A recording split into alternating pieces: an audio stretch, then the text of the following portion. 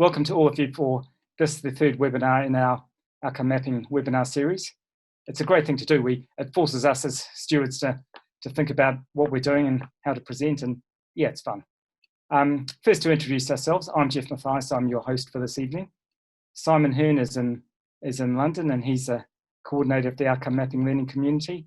When I first joined outcome mapping, he was there right back then, and for me, a really, really clear thinker and really expresses things beautifully. He also basically is the heart and the living heartbeat and that actually keeps the community going. He's the one that does all the communications and the dreaded finances and all the rest of it. And then over in Sweden, we have Mariam Smith and Phil Smith, whom I first met in 2015 when I got to evaluate an extraordinary project in the middle of the jungle in Cambodia, which was creative and iterative and intuitive and beautiful communication, all led by Mariam and Phil, and complete delight for me to evaluate that. And Phil added to it with taking pictorial notes throughout the whole time and playing great guitar in the evenings. And I'm Jeff Mathias. I've been doing outcome mapping for many years now. I used to be a doctor previously, but outcome mapping's way more fun, and I get to work with people like Mariam and Phil and Simon. That's great. So that's us. Feel free to ask questions in the chat while this thing goes. And I do need to tell you all, this whole thing is being recorded. If you prefer not to be recorded, you're all muted at present, so you're not going to be heard. And if you prefer not to be on the screen, of course you can turn your video off. And to give you a heads up on the structure for today, I'm going to do a brief intro on this problem, this idea of strategy maps. Great thinking, but sometimes a little bit clunky to use. How do we make them better? I'll give you an intro on that. Simon, Phil, and Mariam will get their chance to put their 2 cents worth into that. I'll throw a few ideas in, and then we'll have a kind of fishbowl where you get to listen to us all having a conversation about what works, what doesn't work, what ideas we've had, how they might be adapted, all that kind of stuff. Please, it is a large group, so you're all muted, but again, feel free to throw some ideas, questions, comments into the chat, and we will get to them. Following that, that kind of fishbowl where you get to look at us or listen to us discussing it, Simon will put you into breakout groups, and you'll get to talk in smaller groups about what works, how you might have adapted strategy maps, what they're useful for, what's difficult about them, and then we'll all come back together at the end for closing thoughts and comments. Okay, so let's launch into strategy maps. I just need to. Okay, why strategy maps? It's kind of there as step 6, I think. It's very deep in the design process of outcome mapping. But I think all 4 of us think they're really central to actually the thought. That's a photo of my daughter on a bicycle doing what cyclists do, continuously, iteratively managing the balance and the speed and how the road's curving and all that. Meanwhile, so she's got the iterative, she's like the project, and the ground below is the real world, which kind of stays there and impacts on her continuously all the time. And strategy maps are right there. It's where the theory meets the practice, the rubber meets the road. It's where those ideas and the concepts of actor-centered development meet the hard reality. Well, what the heck are we actually going to do? I think they're actually critical. They're not, although they are step 6. I think it's, that's where, if outcome mapping theory really works, that's where it has to prove that it does. For those of you who've seen the manual, here's the standard picture out of the design worksheet when you're meant to be working through strategy maps. So there's this 2x3 matrix with down the vertical axis. The strategies are either aimed at the individual boundary partner, so the individual, the organisation, the group of people, mothers or young women or government policymakers, whatever it is. It's aimed directly at them, and below that is a wider group of strategies aimed at the environment in which that individual or that organisation lives and works. So if you're looking at a government functionary, you're looking at the political environment. What are they responsive to that's bigger than just our little change agent. Across the horizontal axis, 3 different ways of thinking how we might impact those 3 spaces in which all our boundary partners live. Causal, which is kind of we do something and something pretty much will happen. Persuasive, where we kind of hope it might happen, but we can't force it. And supportive, which is the least directive of the 3. So strategy maps give us a really nuanced way of looking at our boundary partners and saying, why would they change their behaviour, attitude, relationships, and policy, particularly their behaviours or their policies. And there we go. So, so here, just why I think they're great. They consciously link our is the change agent, the NGO, the program, our activities with outcomes, changes of behaviour and other people. Really forces, and that's the heart and soul of outcome mapping, really. It also, the 2x3 matrix forces a nuanced perspective. We have to say the people we work with, the organisations we work with, are embedded in a context and a psychology. It's how they think. It's who they relate to. That's what really determines their behaviour, and we have to consciously engage with that. And to me, that's reality. It forces us to actually get out in the real world and think what it's like.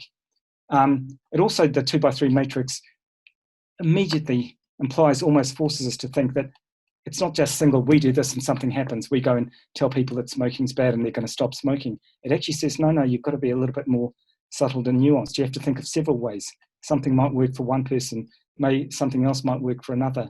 Maybe you have to have 2 things in combination to get that behaviour change, whatever it is. So lots of great things. So putting all that together, at their best, I'd say strategy maps, with each of our boundary partners, you get a suite of creative activities. So a whole group of creative activities, all of which are designed to contribute to act as behaviour change. And as I said, for all our boundary partners, the maps are a navigation tool between us and the desired system change that we're dreaming of. And as they say, everything before the but is bull, which is what that slide's about. The language, causal, persuasive,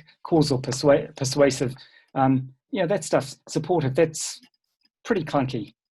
A 2x3 matrix, as I said, it's it's matrix-like. It's a bit sort of techno until then. The real complex, dirty world in which we work doesn't really fit in matrices that well.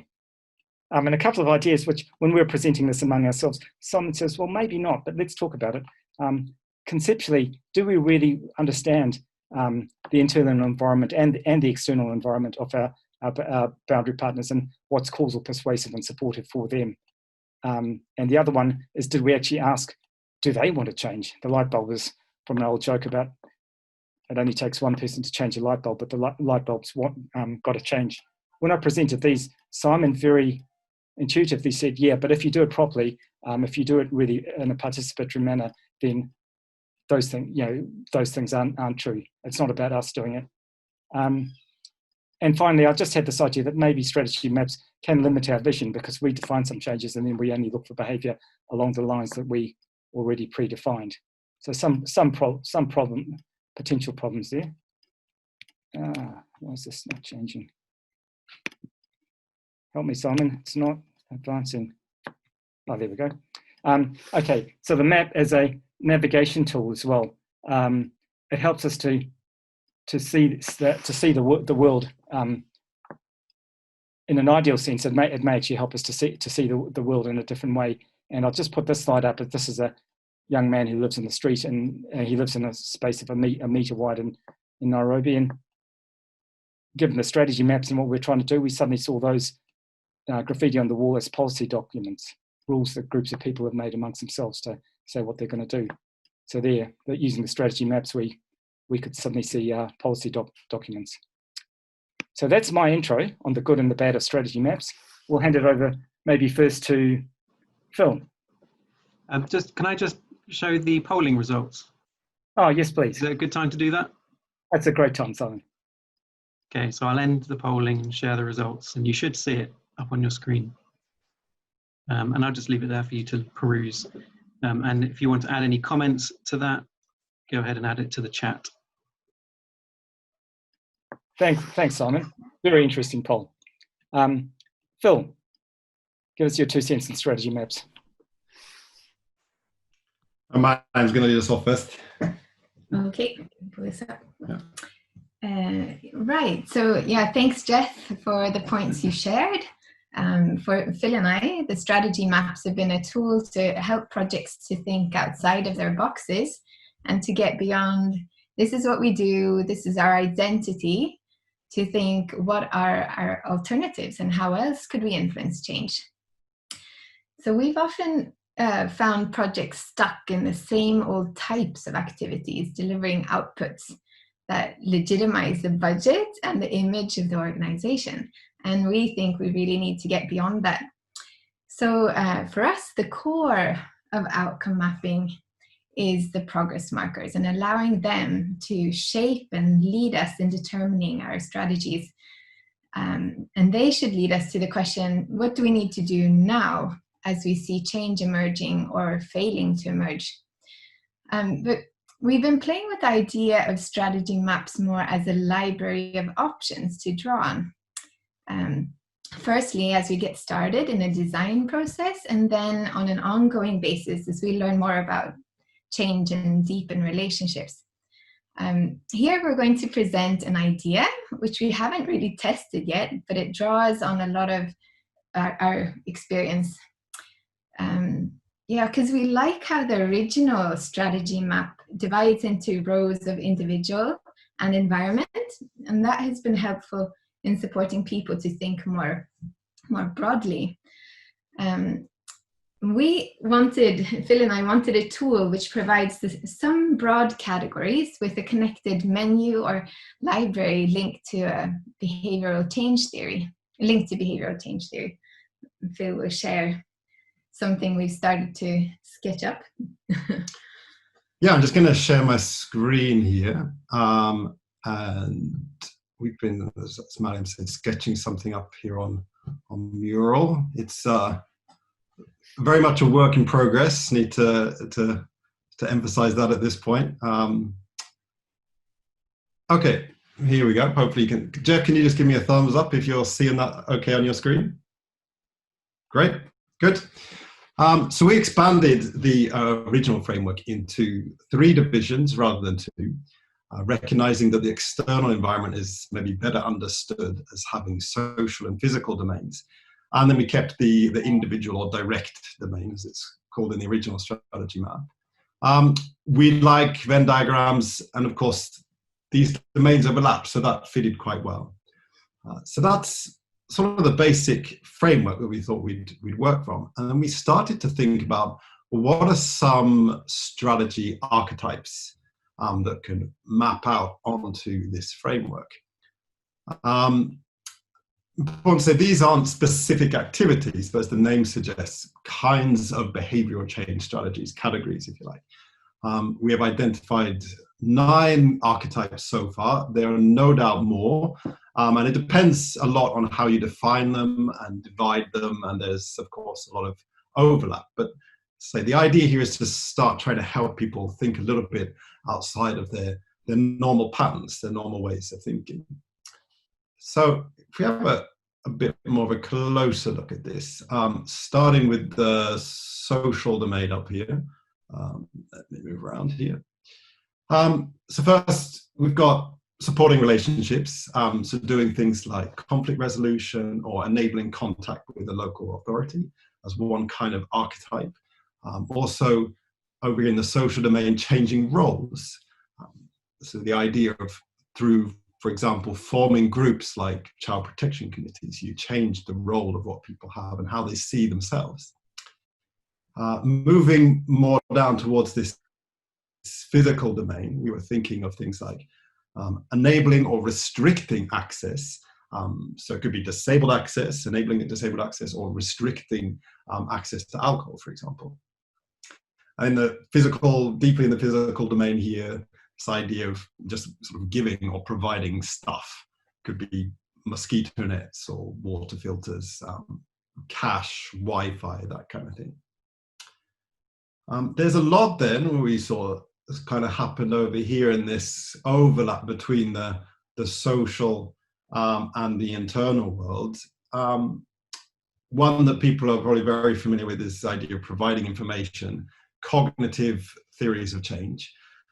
Overall, we kind of feel like this is often a bit too overused by many projects. Things like training and information boards, awareness raising campaigns.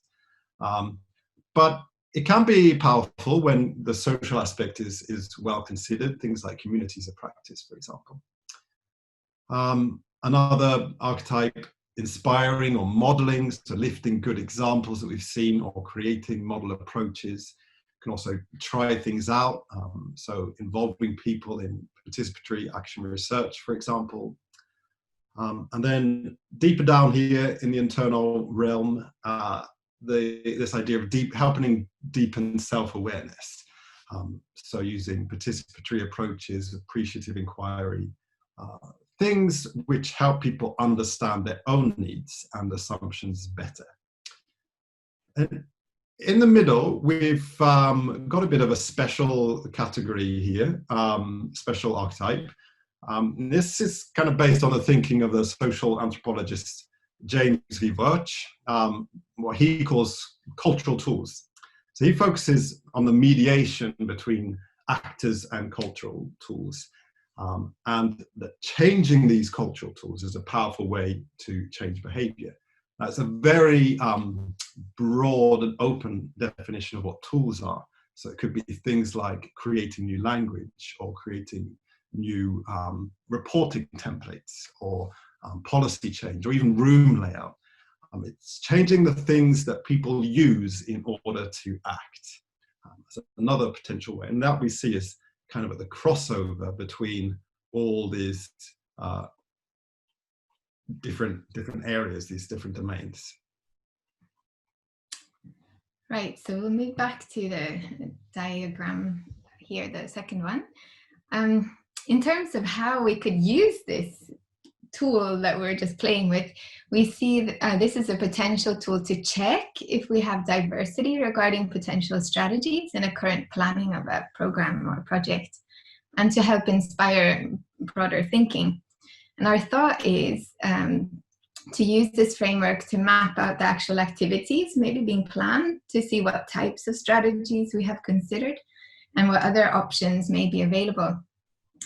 But the detail of this is maybe more useful for internal purposes in a program and a design process. But we see that the 3 circles could be used more as a participatory engagement with different people in the local system. You could have the 3 circles represented by a picture of an individual, a group, and a tree or something to symbolize different types of strategies to help boundary partners engage with it, and especially when there already is a good relationship with them, so that they can support their own behavioral change. So yeah, those were our ideas. Over to is it you, Simon? Thanks, Phil and Mariam. It's always a guarantee that if you get Phil and Mariam doing something, there'll be beautiful pictures, clear communication, and something innovative. So you ticked all 3 boxes, Phil. Well done. Simon, throw some ideas at us. Yeah, thanks. So I'm, I guess, coming at this from a slightly different perspective and just wanting to pose a few questions, really, to take a step back and look at what are the strategy maps trying to help us with? What sort of, how do they fit with our project management, in our project planning and project monitoring processes? And I guess it comes from a perspective of, I've trained in outcome mapping. I've introduced outcome mapping to organizations and programs. And the strategy map is a tool that is good for a workshop. It works quite well in that setting. And I found it quite well to get people thinking about sort of brainstorming ideas when they get to the point of thinking about their own strategies. But then quite often they don't continue to get used. And we switch to another way of of talking about strategies and monitoring strategies. So, and I was wondering about this and wondering, you know, is this because of the tool itself? Maybe there's something, as you introduced at the beginning, Jeff, that there's something maybe inherently sort of maybe not quite user-friendly about the tool, or that it's good for some things and not other things. And just listening to Mariam and Phil, I think bringing some new ideas into how we talk about these things could be really helpful. So I've just got a few questions. So I'm just going to share some slides. So the starting point, I mean, the heart of outcome mapping really is the boundary partners, as I'm sure you will know. They're who a program interacts with directly, and they're also the ones that the program relies on really for their own success in reaching the groups, the people that a program really cares about. And the strategy map then is so important because it identifies how we're going to support our boundary partners.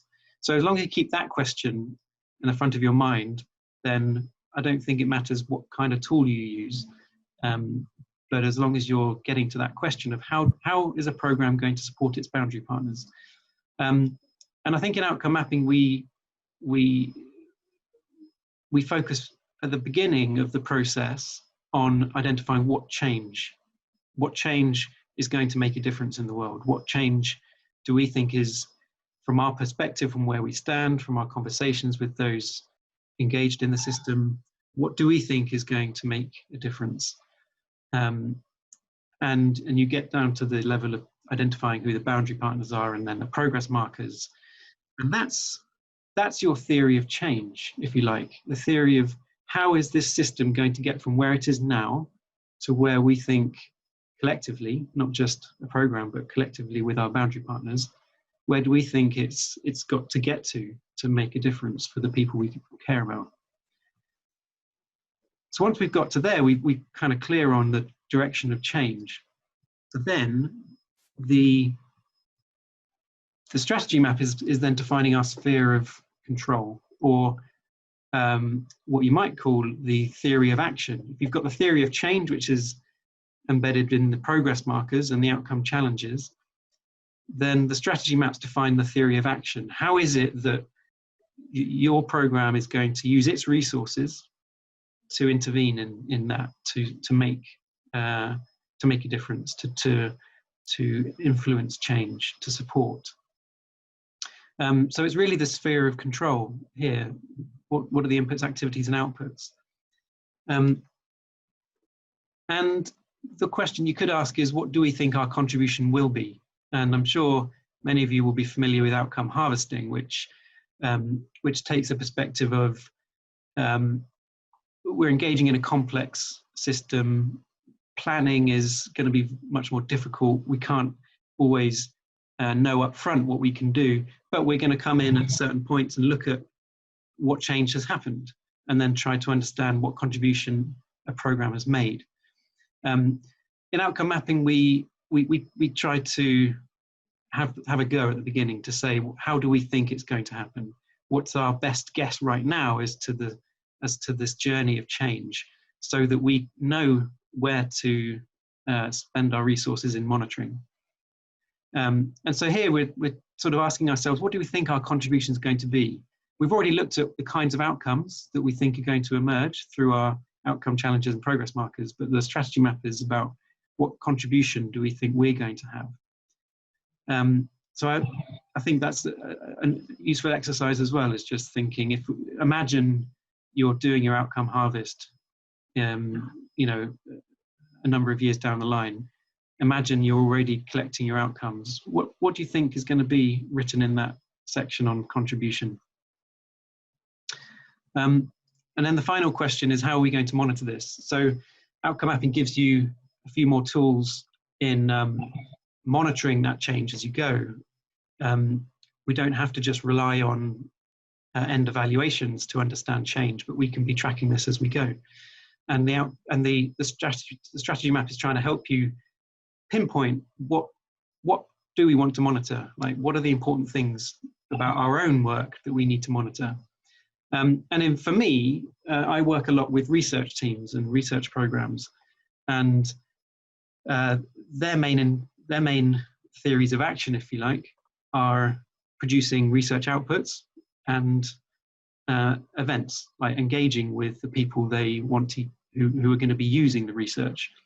So if they're producing the research and then engaging with the people doing the research or using the research, that's how the research will actually make a difference. So we often use these logs, and the strategy journal in outcome mapping is the tool for monitoring those strategies that you're describing in your strategy map.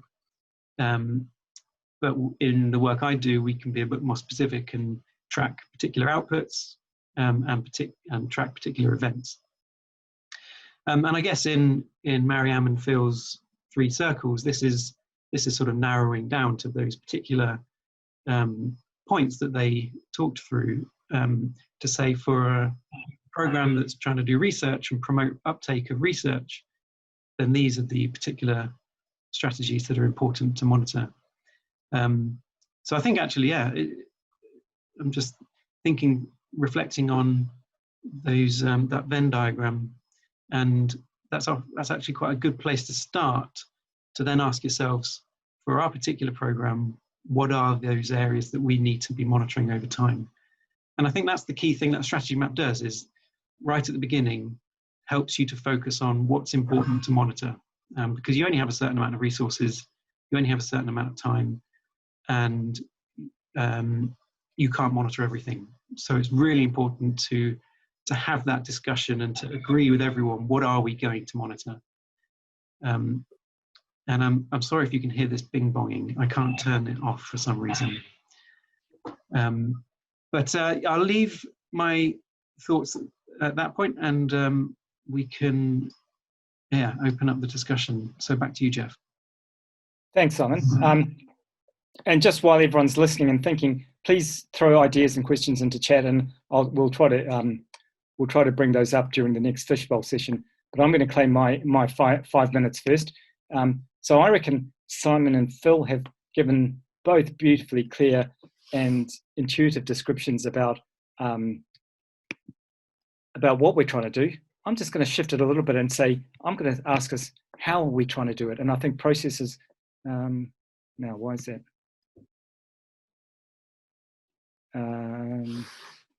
Sorry, something's going on. I'm just trying to bring up I'll bring up my, no, it's not doing it. Simon, any hints on how it's saying I just want to open my pictures.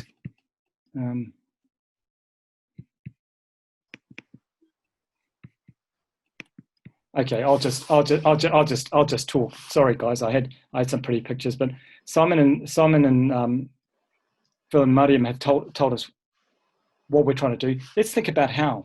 If you're going to be working in the UN office or with a bunch of people in Paris who have PhDs and go out to cafes at night, sure, you can talk about causal, persuasive, and supportive.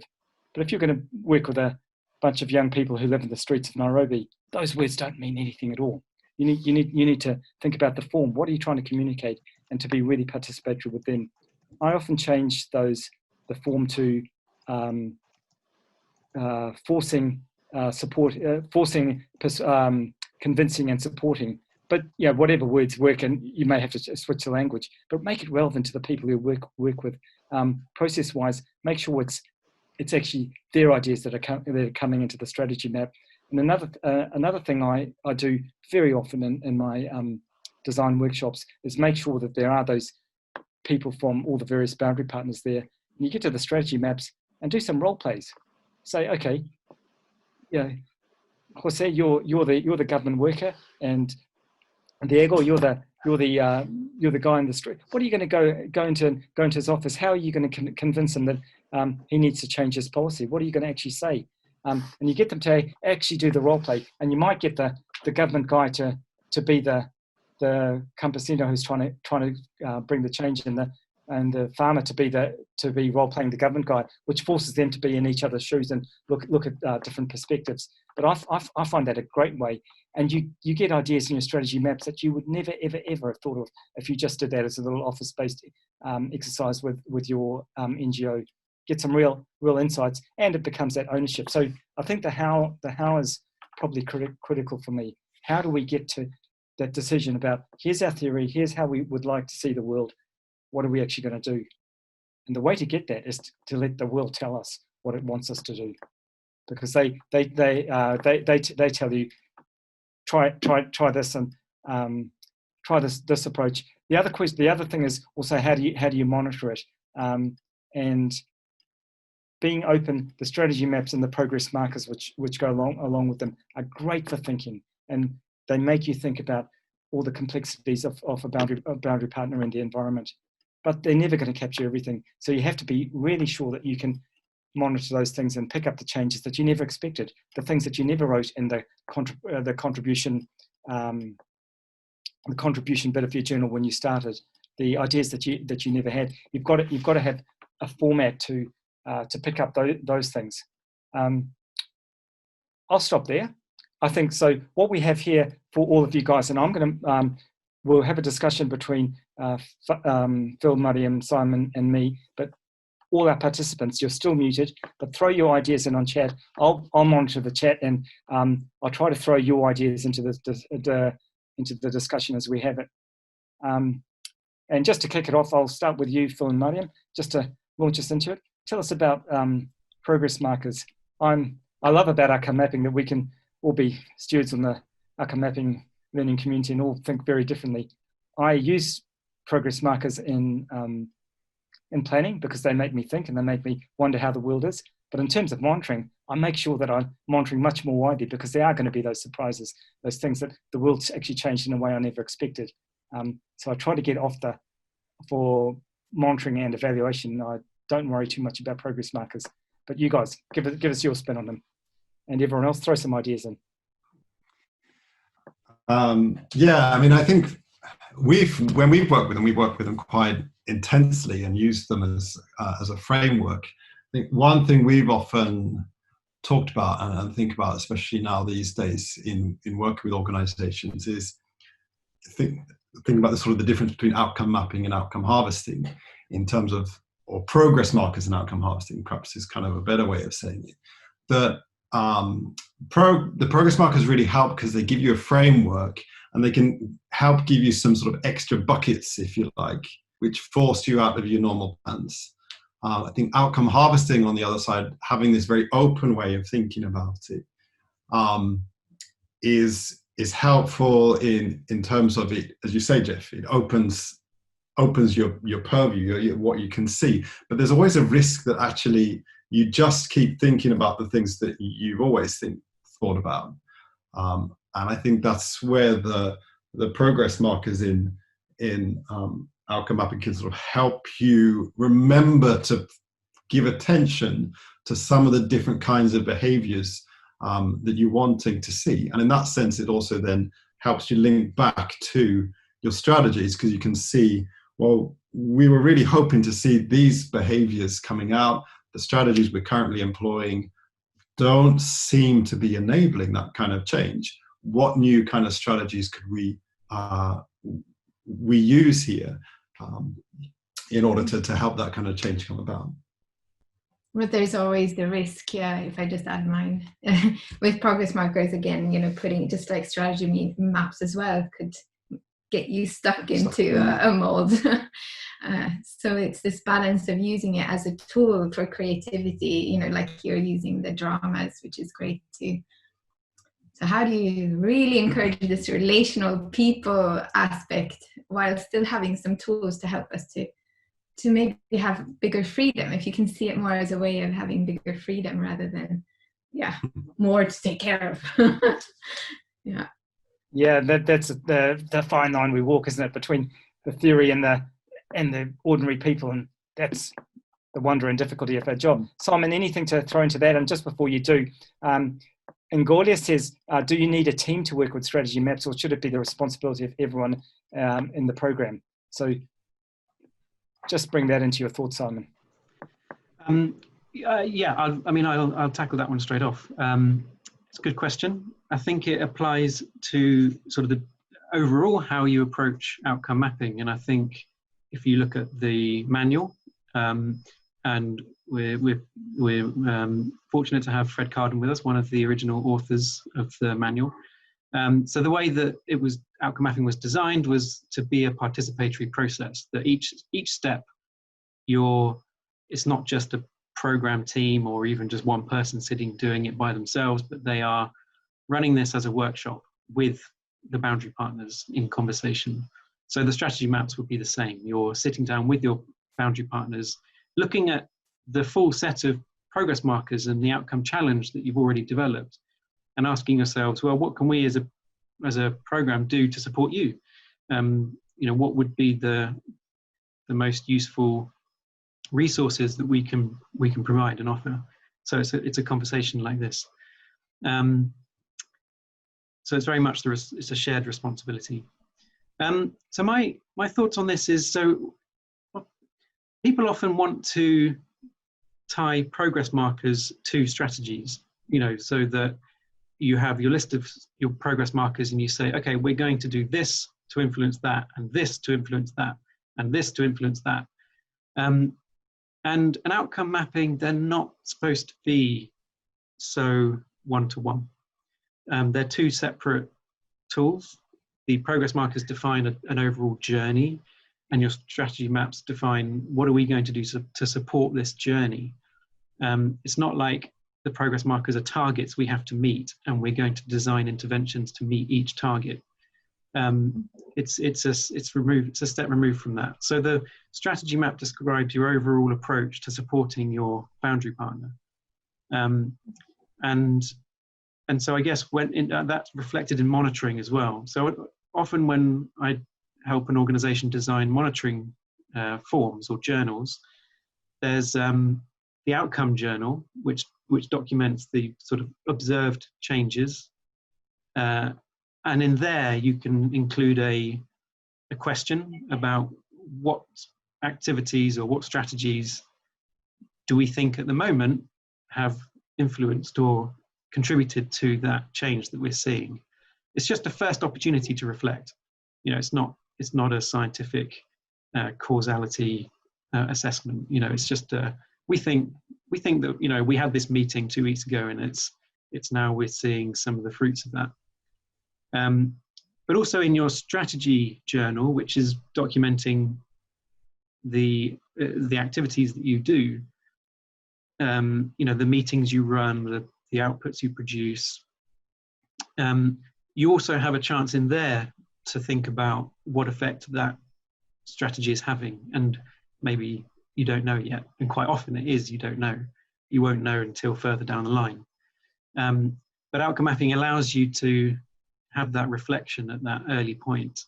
And I think that's really important, because when you do come down to the evaluation, or perhaps the outcome harvest, as it often is these days,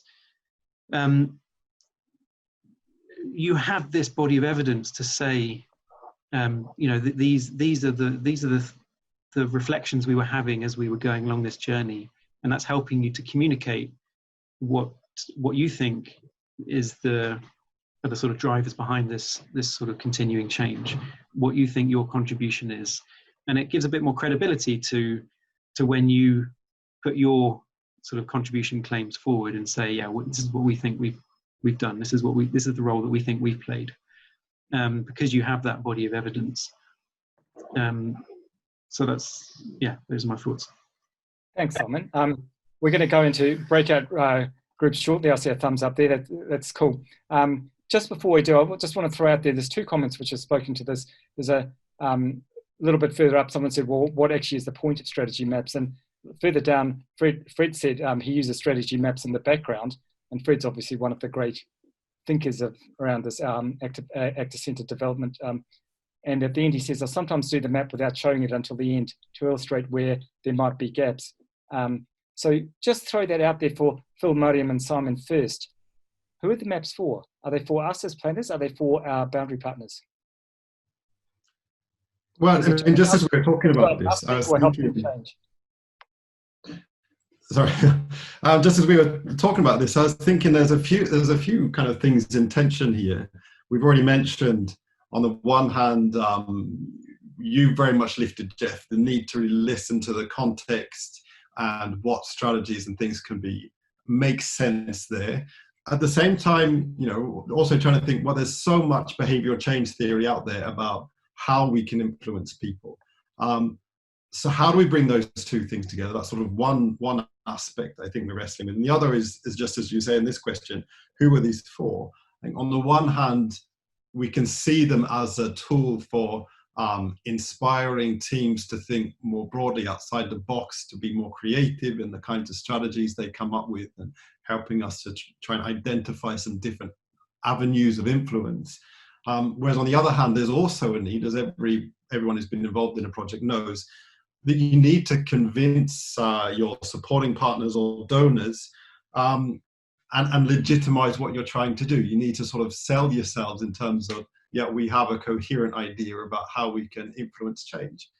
And yet, you don't lock yourself into a sort of a rigid plan. And that's sort of why the ideas that sort of Mariam and I were trying to lift at the beginning, this idea of, is it possible just to sort of come with a bit of a menu of options? This is the change we want to see happen. This is the menu of strategies which we've identified so far, maybe using kind of participatory approaches that you were talking about, Jeff, also drawing on behavioral change theory that we see can influence this behavioral plan. And we will be drawing on those as we go, not to sort of bind us into accountability for an activity plan, but to just demonstrate that, yeah, we know what we're doing. We have some good ideas. We have a structure and a plan for how we're going to learn and navigate our way forward as things emerge and adapt. And we have, as I say, this sort of menu of ideas that we can draw on.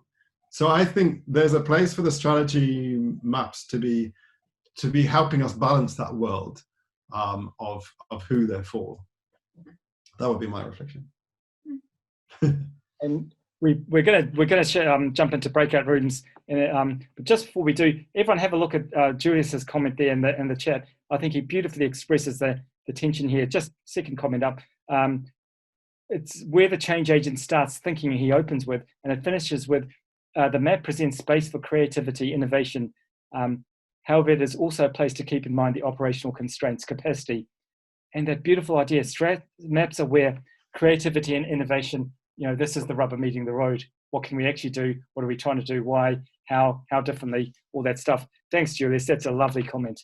And that might be a nice place, Simon, if you can put us all into breakout groups. And let's, in your group, introduce yourselves to each other. Say hi, tell them about your experience. But let's nut out this. What are strategy maps? What are they for? How do they increase the space in which we're able to work innovatively with our actors? Okay, welcome back, everyone. I hope that was a rich discussion and trying to just take these points a little bit further. I wonder if, and maybe we had this meant to be a kind of more open discussion. I wonder if we could get some, were there any key gems that came out of those little buzz groups that you were in? If you want to just stick your hand up, do the raise hand thing. And Simon, could you just monitor that and get anyone who raises their hand, unmute them, and they can actually say it in person, the ideas you had. So raise your hand if you'd like to say something, and Simon will unmute you and introduce you. Any key ideas that came out? Anything that you thought, wow, yeah, that's a new way of thinking of it, or yes, I'll try that, or that really is what the problem is.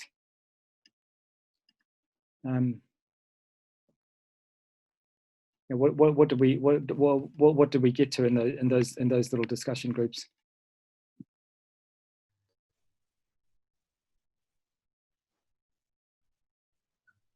Maybe we could kick off with one, Jeff. Yeah, go for it. Just that I heard from our group, there's a good good issue raised by Samantha, this idea of, the challenge of timing, like when you're thinking about strategies, and how can we think in terms of sort of what strategies are there to help us, to help kick things off and get things moving. But then there's strategies which are more relevant when you're further down the road and, boundary partners are starting to get on board and really starting to take their own initiative. And then there's strategies which are more sort of the supportive role into the future when they're really burning for this and they've got their own drive and initiative, and we're just kind of there alongside, just giving some helpful nudges here and there. So I wondered if that would be another way of sort of thinking about the strategies, perhaps even in relation to the expect to see, like to see, love to see level. So, so with caution of what Simon said earlier, we're not thinking of that sort of one-to-one strategy to progress marker, but more to the sort of the conceptual idea of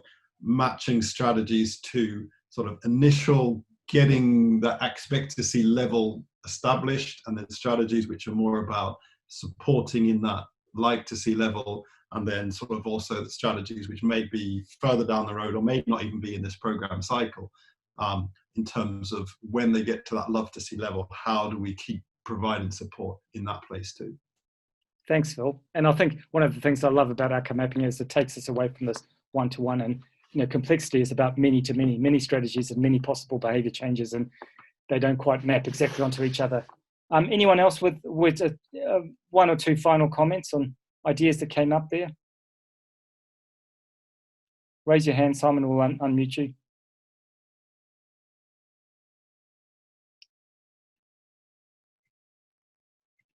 Speak now or forever hold your peace. There was one contribution in the chat from user, who I think is Carol, if I remembered right from the beginning. One of the people in our group. Yeah. The strategy maps in the organisation show how the activities are linked to the change in the boundary partner, how each activity contributes and where it is. So kind of like strategy maps as a way to understand the change that we see. And I like that. A little bit of a reflection there on Julius's comment. It gives us space and understanding. Thanks for that, whoever user is. Welcome, and thank you for that comment. And then Jenny's got her hand up, so I'll unmute her. Hi, Jenny. Hi. It's not so much about the group chat because we didn't quite understand what we're supposed to discuss. We'll just exchange our experience. But I do have a question in relation to also what was written on the chat. I'm from Lund, Sweden. I work as a developmental evaluator to some SIDA-funded projects. I have a question related to the change agents vis-a-vis the boundary partners, because in one of the projects that I work with, that I am evaluating, it actually has different change agents over certain cycles. It has like 5 or 7 cycles, and each cycle has multiple change agents from very different participating organizations. So the engagement with the project is quite like maybe 1 year, it's a 5-year project, but engagement of individual change agent is maybe at most 1 year, the formal engagement. So I'm wondering the definitions of boundary partners, does it apply here? Because oftentimes outcome mapping, as I have seen, applies to multi-year project where your engagement with the same boundary partners are over longer term. So I just want to get your take on that, and how would the progress markers be established when these individual change agents come with their own initiative? Simon,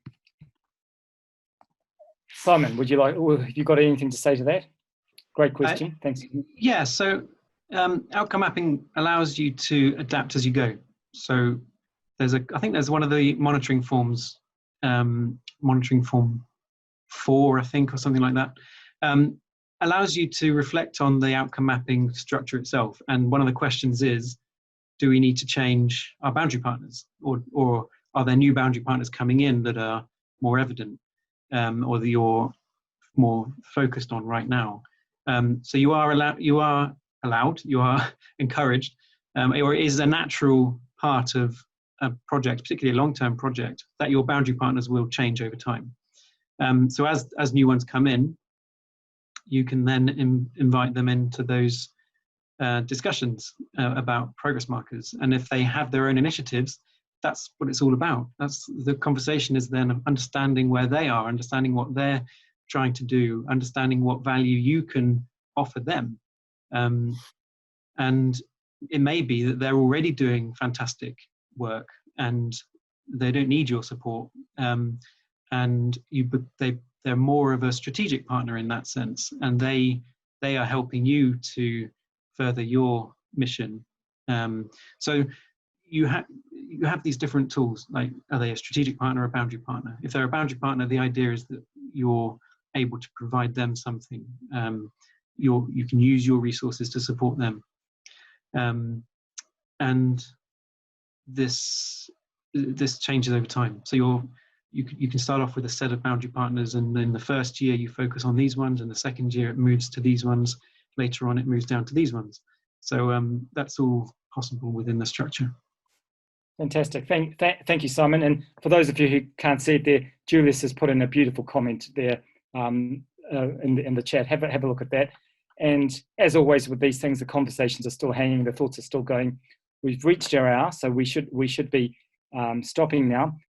Just before we do, firstly, thank you very much to everyone, particularly Simon, Phil and Mariam, but also to all of you for participating, for thinking, for throwing your ideas in, keeping this community thinking, keeping us alive. Thank you very much.